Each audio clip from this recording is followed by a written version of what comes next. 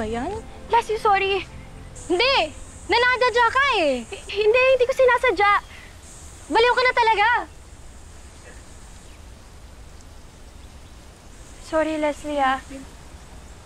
Mga anak, tama na muna yan, Merienda muna.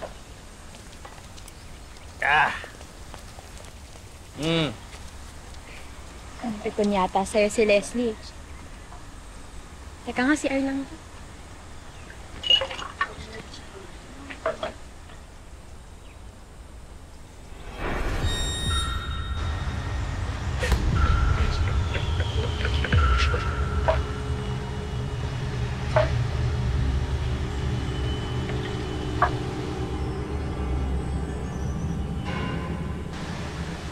Ba?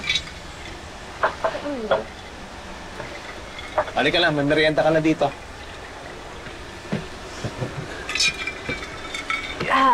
Mang Jerry? Gano'n na po katagal tong bahay niyo? Itong property na to? Matagal na to. Matanda pa sa akin to eh. Yung nanay ng lola ko nagpagawa nito. Wow! Talaga po? Oo. Hindi po ba kayo natatakot? Bakit naman? Ano sa tingin mo yung bahay namin? Haunted house? Hindi naman yun yung ibig kong sabihin, Leslie. Kung ayaw mo magstay dito para sa volleyball practice natin, edi wag. Tsaka, kahit gaano pa kaluma yan, ang importante, buo yung pamilya ko. May nanay at tatay ako. Leslie. Leslie. Leslie! Daisy, pasensya ka na sa anak ko, ha? Sige, magmerienda ka muna.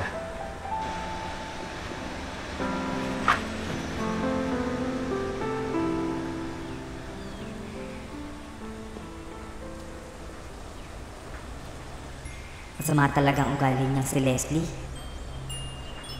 Hey, May, wag na natin patulan. Ano natin siya?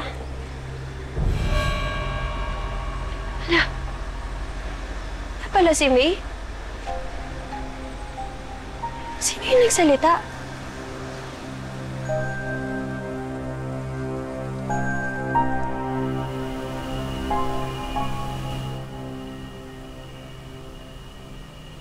Matagal na siyang nandito pero hindi siya umuwi sa atin dahil doon siya sa babae niya sumisiksik. Hayop ka! Lumayas ka! Lumayas ka! Ang kapal ng mukha mo!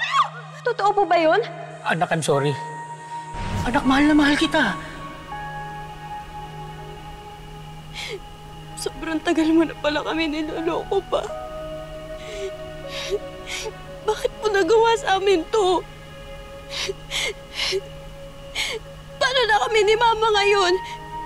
Hindi mo na ba kami mahal? Huwag ka nang umiyak, Daisy. Nandito lang ako. Handa akong dumamay sa'yo.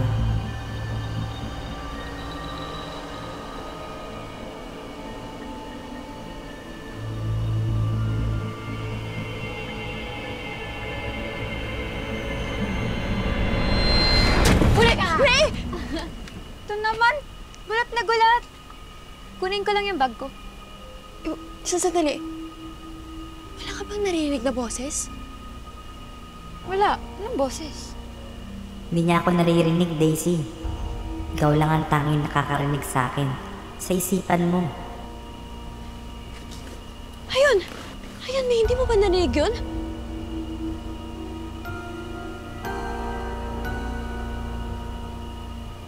Wala naman.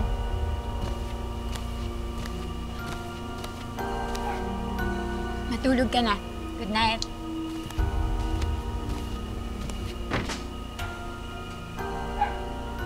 Daisy, Daisy. Huwag kang matakot. Isa akong kaibigan. Nababaliw na ako! Nababaliw na ako! Daisy, huwag mong gawin yan. Hindi ka nababaliw. Totoo ako. Hindi! Umalis ka na dito! Umalis ka na! Tigilan mo na ako! Tigilan mo na ako! Nandito ako sa kaliwa mo. Tumingin ka pa sa taas.